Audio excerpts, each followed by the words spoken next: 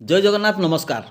आसतु नजर पकईवा आज top news update कौन सब रही किंतु ता पूर्व आपण मानक गोटे अनुरोध भिडियोटी संपूर्ण देखि सुचिंतित मतामत दिंतु।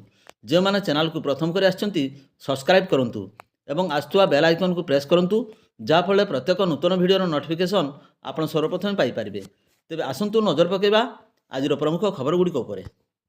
आज प्रथम खबर मयूरभंज जिला बांगीरपोशी थाना दुआरशेणी घाटी संप्रसारण कार्य चलता बेले एक अभावन घटना घटी। वर्ष तमाम छोट बड़ दुर्घटना जनाशुना यह घाटी एक बृहत पत्थर खसी। यह दुई जन बाइक आरोही काल साजी।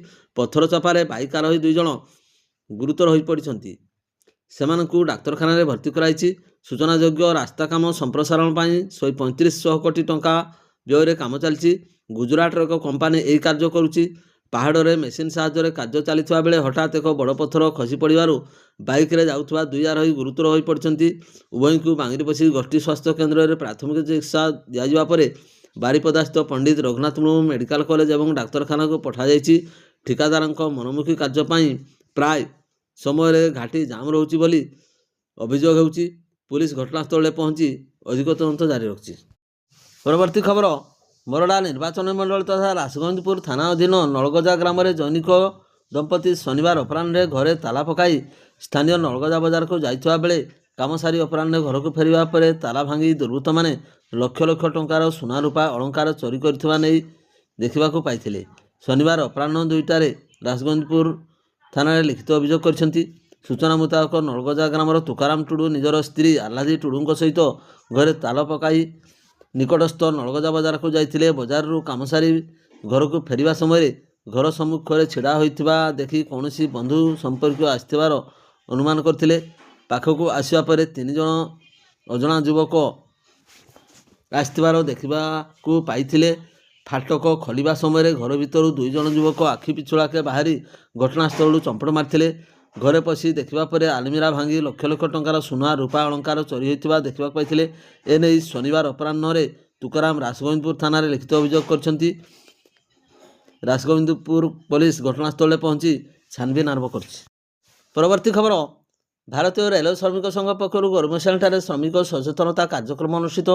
मयूरभंज जिला गोरमुसियाल भारतीय रेलवे मालगोदाम श्रमिक संघ पक्षर श्रमिक सचेतनता कार्यक्रम शुक्रवार अपराह्न प्राय 4 घटिका समय अनुष्ठित हो सचेतनता कार्यक्रम में गोरमुसियाणी लोह खनि फाटक सम्मुखर शताधिक श्रमिक सहित आदिवासी पारंपरिक एक रैली बाहरी कल्याण मंडप ठारे पहुंचते।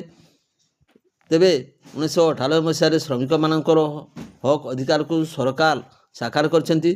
तत्सहित श्रमिक मानकर आवश्यकता देखि महामहिम राष्ट्रपति द्रौपदी मुर्मू और प्रधानमंत्री नरेंद्र मोदी श्रमिक मानक पई 40 श्रम आईन संहिता लागू करा सहित 13 दफा दाबी पूरण करछंती।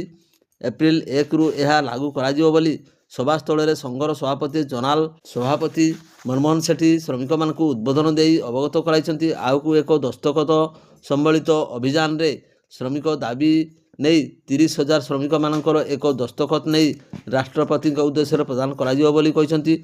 उक्त सचेतनता शोभायात्रा रे भारतीय रेलवाईर मालगोदाम श्रमिक संघर सभापति कृष्णा रामजी, परेश कुमार लाहौर, भागीरथी बेहरा, विक्रम माहाली, माझिया सोरेन, माइसा माहाली प्रमुख परिचालना करथिले।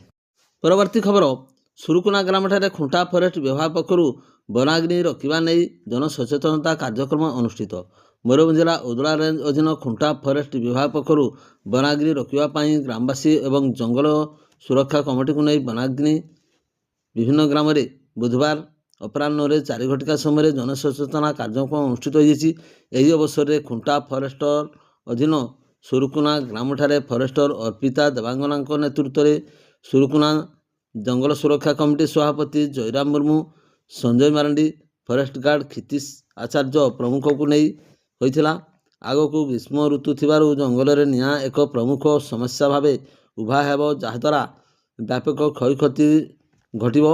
एणु जंगल को निआं दाउरू सुरक्षा देवा आवश्यक एप्रति विभाग सचेतनता रही एवं जनसाधारण सचेतनता सहित सहयोग आवश्यकता रही बोली फरेस्टर अर्पिता देवांगना ग्रामवासी मानकु सूचाई देथिले।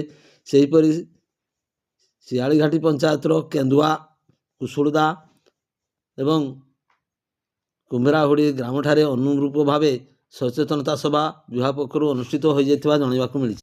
ପରବର୍ତ୍ତୀ ଖବର, ମୟୂରଭଞ୍ଜ ଜିଲ୍ଲାର ନୂତନ ଜିଲ୍ଲା ସୂଚନା ଏବଂ ଲୋକସମ୍ପର୍କ ଅଧିକାରୀ ଭାବେ ଶିଶିର କୁମାର ସୁଦିଆ ଦାୟିତ୍ୱ ଗ୍ରହଣ କରିଛନ୍ତି। ଏଥିସହିତ ସେ ବାରିପଦା ଉପଖଣ୍ଡର ସୂଚନା ଓ ଲୋକସମ୍ପର୍କ ଅଧିକାରୀ ଭାବରେ ମଧ୍ୟ ଦାୟିତ୍ୱ ତୁଲାଇବେ।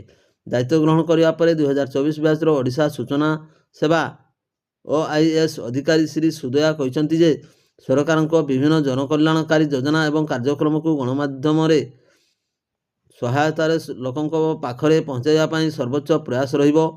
ଜିଲ୍ଲା ପ୍ରଶାସନ ଲୋକାଭିମୁଖୀ ପଦକ୍ଷେପ ଏବଂ ବିଭିନ୍ନ ଉନ୍ନୟନମୂଳକ କାର୍ଯ୍ୟକ୍ରମକୁ ଜନସାଧାରଣଙ୍କ ସହ ସଂଯୋଗ କରିବାକୁ ଗୁରୁତ୍ୱ ଦେବେ। ପରବର୍ତ୍ତୀ ଖବର, ରାଜ୍ୟ ସରକାରଙ୍କ ନୂତନ ଯୋଜନା ଶ୍ରୀ ଜଗନ୍ନାଥ ଦର୍ଶନ ଯୋଜନାରେ ମୟୂରଭଞ୍ଜ ଜିଲ୍ଲାରୁ 64 ଜଣ ବୟୋଜ୍ୟେଷ୍ଠ ତୀର୍ଥଯାତ୍ରୀ ପୁରୀ ଶ୍ରୀମନ୍ଦିର ଅଭିମୁଖେ ଯାତ୍ରା ଆରମ୍ଭ କରିଛନ୍ତି। ମୁଖ୍ୟମନ୍ତ୍ରୀ ମୋହନ ଚରଣ ମାଝୀଙ୍କ କରକମଳରେ ନବରଙ୍ଗପୁରର ଏହି ଯୋଜନା ଉଦ୍ଘାଟିତ କରାଯାଇଥିଲା ବେଳେ ବାରିପଦାରେ ଏକ ବିଶେଷ ସଭା ଆୟୋଜନ କରାଯାଇଥିଲା। ସ୍ଥାନୀୟ ବାରିପଦା କଲେଜ ପଡ଼ିଆରେ ଆୟୋଜିତ ଏହି ସଭାରେ ମୁଖ୍ୟ ଅତିଥି ଭାବେ ଗୃହ ନିର୍ମାଣ ଓ ନଗର ଉନ୍ନୟନ ବିଭାଗ ମନ୍ତ୍ରୀ ଡକ୍ଟର କୃଷ୍ଣଚନ୍ଦ୍ର ମହାପାତ୍ର ଯୋଗଦେଇ ସମ୍ପୃକ୍ତ ଯୋଜନାକୁ ଯୁଗାନ୍ତକାରୀ ବୋଲି ଅଭିହିତ କରିଛନ୍ତି। ମୁଖ୍ୟ ବକ୍ତା ଭାବେ ଅତିଥି ଭାବେ ଜଙ୍ଗଲ ପରିବେଶ ଓ ଜଳବାୟୁ ପରିବର୍ତ୍ତନ ମନ୍ତ୍ରୀ ଗଣେଶରାମ ଖୁଣ୍ଟିଆ, ବାରିପଦା ବିଧାୟକ ପ୍ରକାଶ ସୋରେନ ରାଜ୍ୟ ସରକାରଙ୍କ ଯୋଜନାକୁ ପ୍ରଶଂସା କରିଥିଲେ। ଏହି ଅବସରରେ ହିତାଧିକାରୀମାନଙ୍କୁ କିଟ୍ ଟ୍ୟାଗ ପ୍ରଦାନ କରାଯାଇଥିଲା ଏବଂ ସବୁଜ ପତାକା ଦେଖାଇ 2ଟି ବସ୍ର ଶୁଭାରମ୍ଭ କରାଯାଇଥିଲା। ଏଥିରେ 4 ଜଣ ଏକ୍ସପର୍ଟ ଅଧିକାରୀ ଓ 2 ଜଣ ମେଡ଼ିକାଲ ଅଫିସର ନିୟୋଜିତ ରହିଛନ୍ତି। ଜିଲ୍ଲାପାଳ ହେମକାନ୍ତ ସୋଏ ଅତିରିକ୍ତ ଜିଲ୍ଲାପାଳଙ୍କ ସମେତ ଜିଲ୍ଲା ପର୍ଯ୍ୟଟନ ଅଧିକାରୀ ହିମାଂଶୁ ମହାନ୍ତି ପ୍ରମୁଖ ଉପସ୍ଥିତ ଥିଲେ।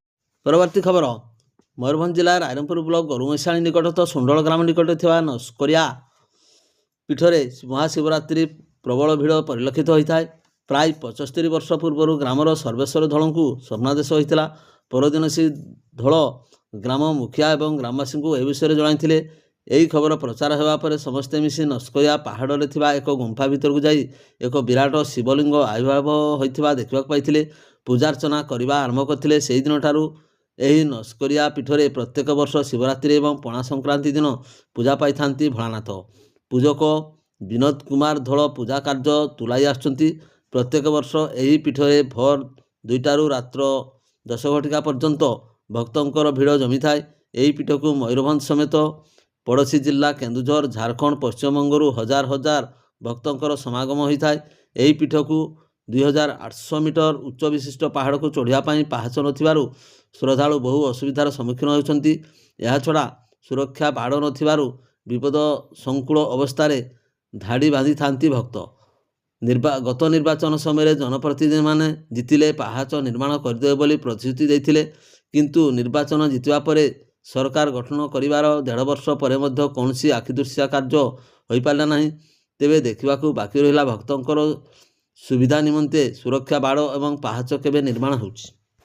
ପରବର୍ତ୍ତୀ ଖବର, ମୟୂରଭଞ୍ଜ ଜିଲ୍ଲା ଅବକାରୀ ଅଧୀକ୍ଷକ ପ୍ରଶାନ୍ତ କଙ୍କ ନିର୍ଦ୍ଦେଶ କ୍ରମେ ବହଳଦା ଅବକାରୀ ଥାନା ଭାରପ୍ରାପ୍ତ ଅଧିକାରୀ ରଣଜିତ ଶବରଙ୍କ ନେତୃତ୍ୱରେ ଗଠିତ ସ୍ୱତନ୍ତ୍ର ଟିମ୍ ବହଳଦା ତିରିଙ୍ଗ ଥାନା ଅଞ୍ଚଳରେ ସୁନାପଶି, ପାଣ୍ଡୁପାଣି, ମାଲିକଡମ ଏବଂ ଏହି ବହଳଦା ଥାନା ଅଧୀନ କୁଲଗି ଆଦି ବିଭିନ୍ନ ଜାଗାରେ ଆତର୍କିତ ଭାବେ ଚଢ଼ାଉ କରାଯାଇଥିଲା। ଏହି ଚଢ଼ାଉ ବେଳେ ପୃଥକ 4ଟି ସ୍ଥାନରୁ ମୋଟ 193 ଲିଟର ଦେଶୀ ମଦ ଏବଂ ବିପୁଳ ପରିମାଣର ମହୁଲପୋଚ ଜବତ କରାଯାଇଥିଲା। 4 ଜଣଙ୍କୁ ଗିରଫ କରାଯାଇଛି।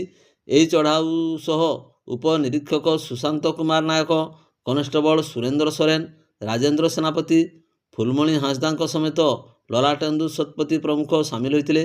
ଏନେଇ ବହଳଦା ଅବକାରୀ ଥାନା ପକ୍ଷରୁ ପୃଥକ 5ଟି ମାମଲା ରୁଜୁ କରାଯାଇ ଅଭିଯୁକ୍ତଙ୍କୁ କୋର୍ଟ ଚାଲାଣ କରାଯାଇଛି। ଚଢ଼ାଉ ସାମଗ୍ରୀରେ ଆନୁମାନିକ ମୂଲ୍ୟ 2 ଲକ୍ଷରୁ ଅଧିକ ହେବ ବୋଲି ଅବକାରୀ ବିଭାଗ ପକ୍ଷରୁ ସୂଚନା ଦିଆଯାଇଛି। ଭିଡ଼ିଓଟିକୁ ଶେଷ ପର୍ଯ୍ୟନ୍ତ ଦେଖିଥିବାରୁ ଆପଣଙ୍କୁ ଅଶେଷ ଧନ୍ୟବାଦ।